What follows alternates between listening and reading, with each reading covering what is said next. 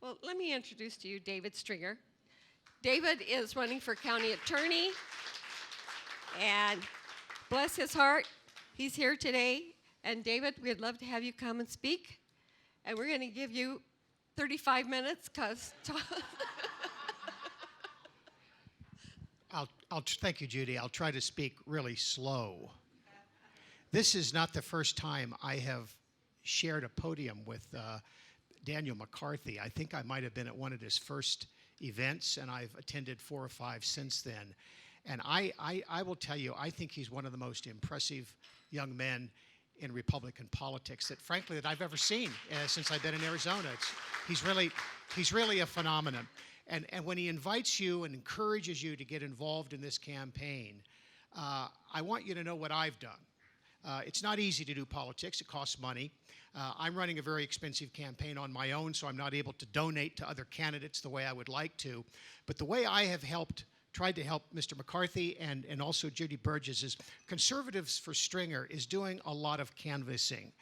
We hoped to have started it much earlier, but because of COVID, we couldn't canvass. But 2 or 3 weeks ago, we started canvassing in earnest. And what we're doing is we are doing document drops. It's a little bit late to be knocking on doors and saying, hi, I'm David. What are the most important issues to you this year? So we're just doing document drops. But we have a little packet. It has Judy Burgess's rec card. It has my rec card. And it has a brochure for Daniel McCarthy. I think, Anita, we're about 2,800 houses. We just started about 10 days ago.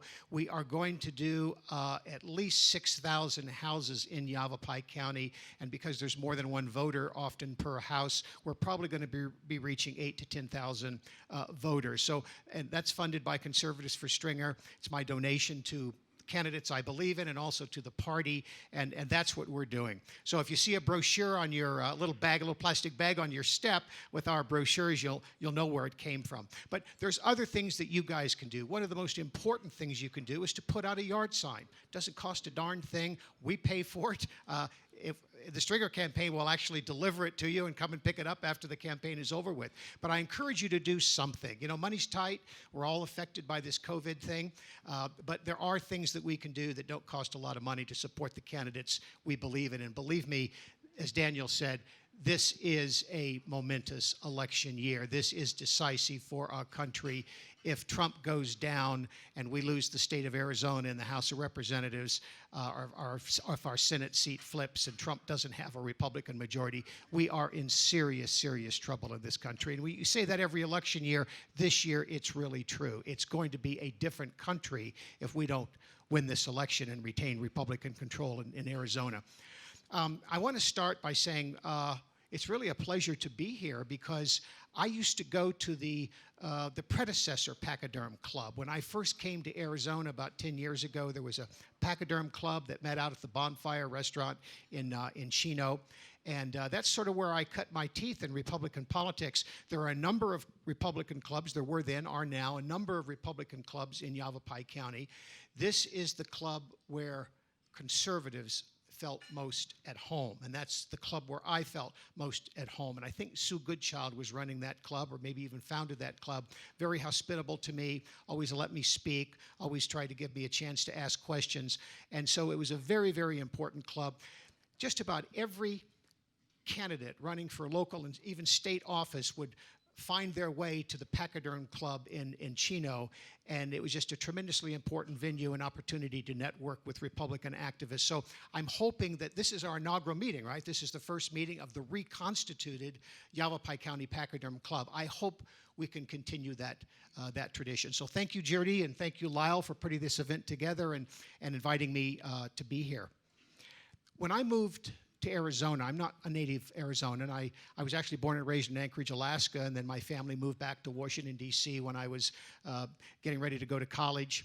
And I stayed back there and had my career, worked for the government for a number of years, worked in law enforcement agencies, worked as a private attorney for about 25 years before I found my way to Arizona, and I settled here in Prescott.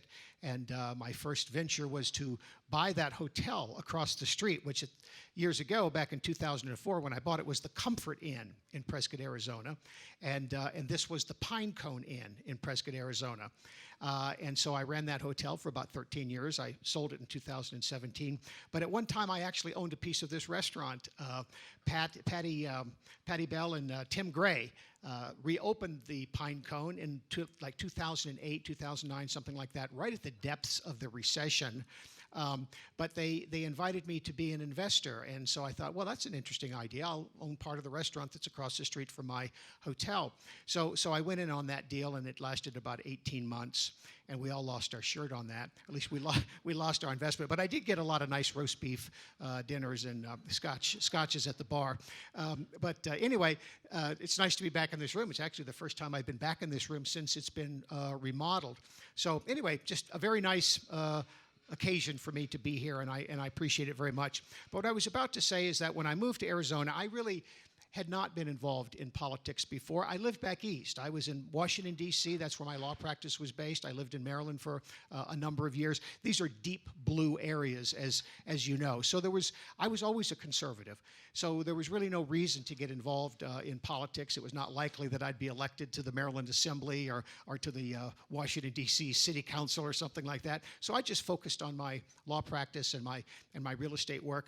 And I followed politics very closely, but there was really no place for me in politics back there. When I moved to Arizona and I started going to these Republican clubs and meeting fellow conservatives and fellow activists, and I began to realize that there was an opportunity here in Arizona, there was an opportunity here in Yavapai County to get involved in political work and sort of make a difference through politics. So I did. And I think my first campaign was in 2013. I was general counsel to the Citizens Tax Committee. There was a proposal that year to raise the school bond and do a budget override, raise taxes in Prescott. We didn't think that was such a good idea, so I sort of led that campaign, and we won. We actually defeated the school bond and budget override in 2013. And so that sort of encouraged me to do more. In 2014, the Board of Supervisors, County Board of Supervisors, proposed a doubling of the jail district sales tax. It's a small tax, 2.5%, but the doubling of that tax would have raised about $300 million over a period of the 20-year period of the tax. So we opposed that, and we won that campaign as well. So we stopped the county from building a new jail in Prescott in 2014.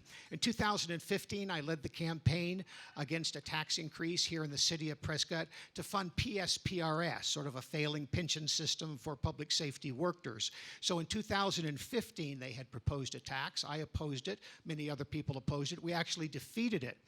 A PSPRS tax was passed in 2017, but the first iteration of that tax in 2015 we did defeat.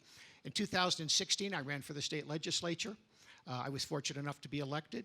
In 2018, I ran again, and I was not only fortunate enough to be elected, I was the second highest vote getter in the state of Arizona for a House seat.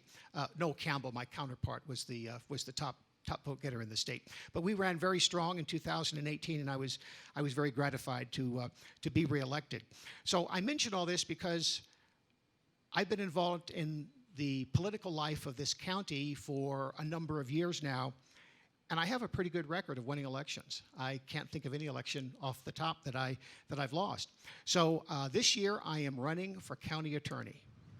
And the reason I'm running for county attorney, one of the reasons, is that we've had the same county attorney in Yavapai County for the last 20 years.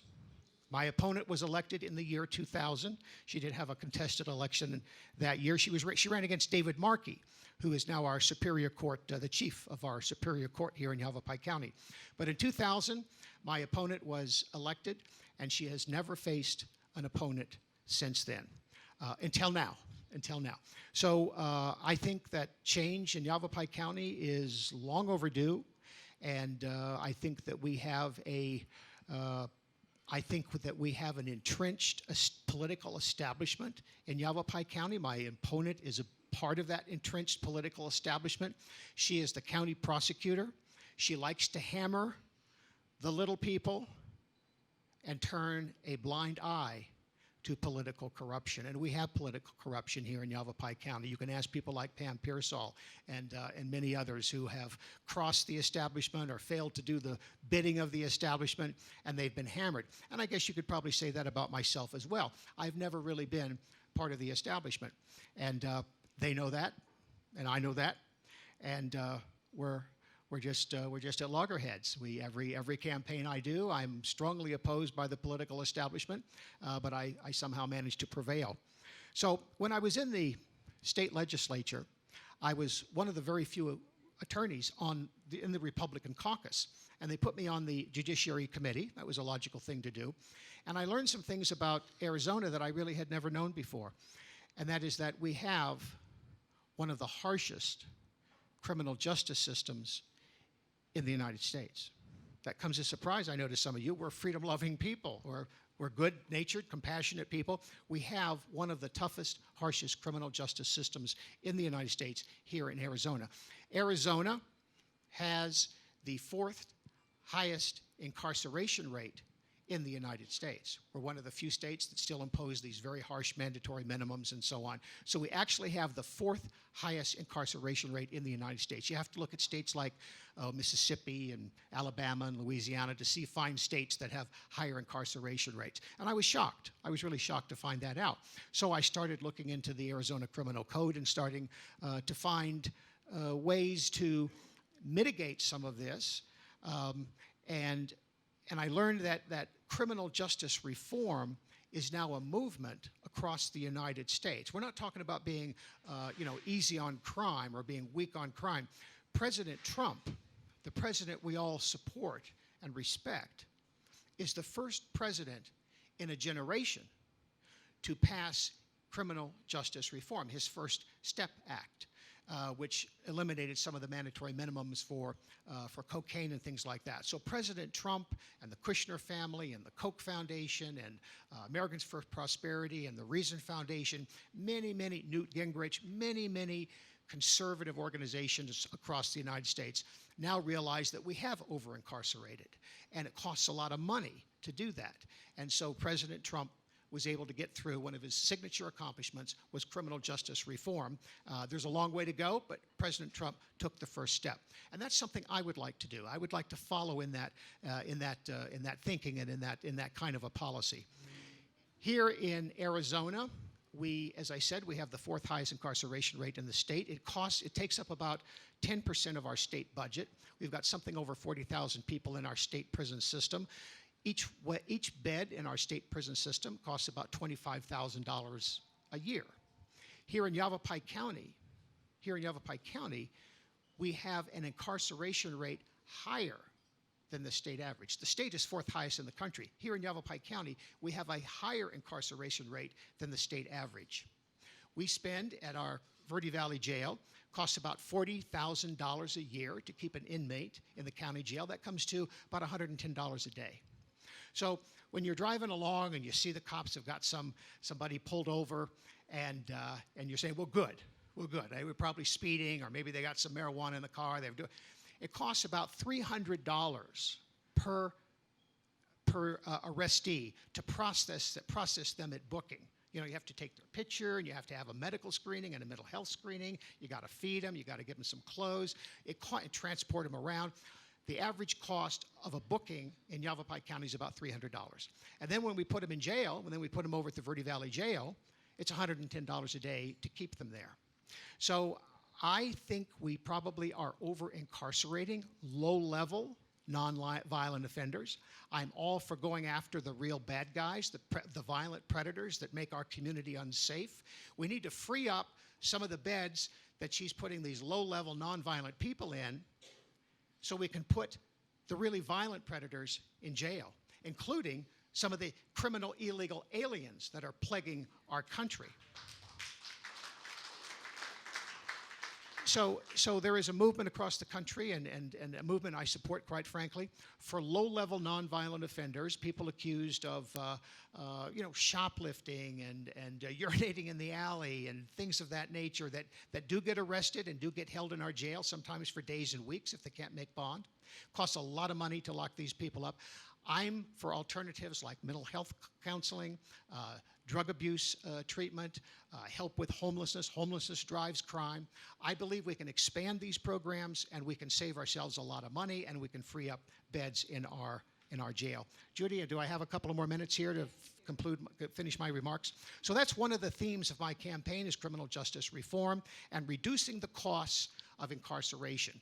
There is a proposal now, actually it's not a proposal, the Board of Supervisors is going forward with a plan to build a new jail in Prescott. It's the same jail or similar jail to what the voters voted down in 2014. It's a jail that will cost about $70 million.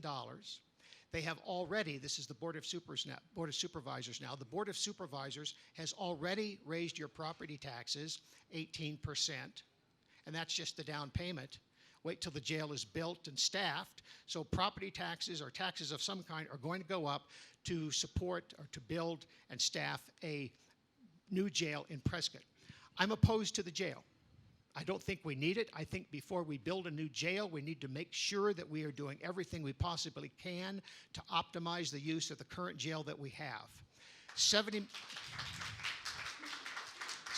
million is a lot of money, and our economy is still being ravaged by COVID-19. This is no time for the county to be taking on debt and raising taxes. And Prescott Lakes Parkway, which is where they plan to be. Ma'am, I see you have your hand up, but we're not taking questions until afterward. I'll be happy to take your question afterward, but please don't interrupt while we're speaking, and we'll be happy to talk with you afterwards. So we took a poll. We took a poll a few weeks ago to determine what do the voters really think about this new jail. And what we found is that the voters have already made up their mind. They don't want it.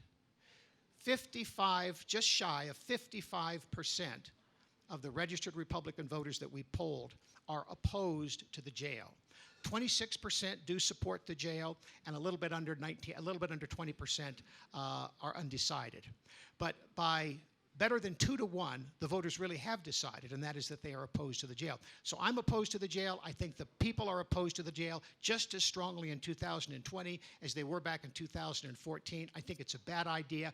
Prescott Lakes Parkway, which is where they plan to build the jail, is the wrong place to build it. It's within walking distance of a residential neighborhood, 15, 20 minutes, and you're over in Cliff Rose or some of the other residential areas around Prescott Lakes Parkway. It's the wrong time to build a jail, it's the wrong time to take on debt, and it's the wrong place to build it, and I think that's where the voters are. So any candidates in the room, it won't be an unpopular position to take if you come out against the jail. How do we stop it?